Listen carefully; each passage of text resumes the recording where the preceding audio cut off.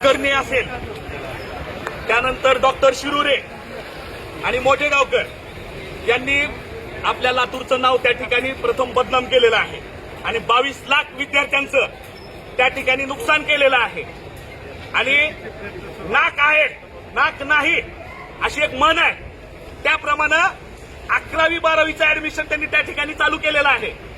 नीटचे paper होईपर्यंत 21 तारखेपर्यंत classes चालू ठेवण्यासाठी आम्हीच कलेक्टरांना विनंती केलेली होती की त्या विद्यार्थ्यांचं नुकसान नाही झालं पाहिजे आणि जे 11वी 12वीला विद्यार्थ्यांनी ऍडमिशन घेतलेलं आहे त्यांची तात्काळ फी ह्या मोठेगावकरांनी त्या ठिकाणी वापस केली पाहिजे.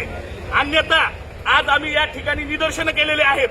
त्या कुलकर्णी, मोठेगावकर आणि शिरुरे डॉक्टर यांच्यावर मनुष्यवधाचा गुन्हा दाखल झाला पाहिजे. आपल्या लातूरच्या विद्यार्थ्यांनी आज गातेगाव आहे, ज्यांनी ह्या क्लासेसवर येऊन त्या ठिकाणी पाठिंबा दर्शवला, घरी गेलो का त्यांच्या कधी? त्या विद्यार्थ्यांच्या घरच्यांचं दुःख काय आहे? त्या विद्यार्थ्यांनी आत्महत्या केल्या. काल मध्य प्रदेशच्या एका विद्यार्थ्याने आत्महत्या केली.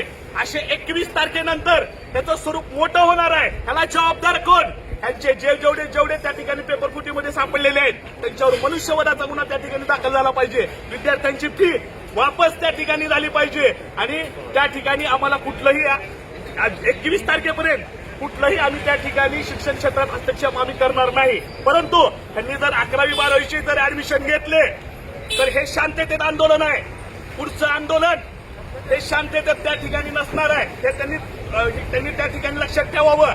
आणि जे डॉक्टर शिरोरे त्याच्या हॉस्पिटलला त्या ठिकाणी सील केलं पाहिजे, कारण स्वतःच्या मुलासाठी पेपर विकत घेतो हा मोठेगावकर. त्या ठिकाणी बोगस डॉक्टर त्या ठिकाणी निर्माण करतो. आरोग्याचा विषय त्या ठिकाणी परिस्थिती, आरोग्याच्या विषयाची बी परिस्थिती त्या ठिकाणी निर्माण झालेली आहे. म्हणून आमची सरकारला विनंती आहे की यांच्यावर तात्काळ त्या ठिकाणी नियंत्रण करा. सीबीआयला आमची बी त्या ठिकाणी विनंती आहे. ह्या क्लासेसला जोपर्यंत जे आरोपी आहेत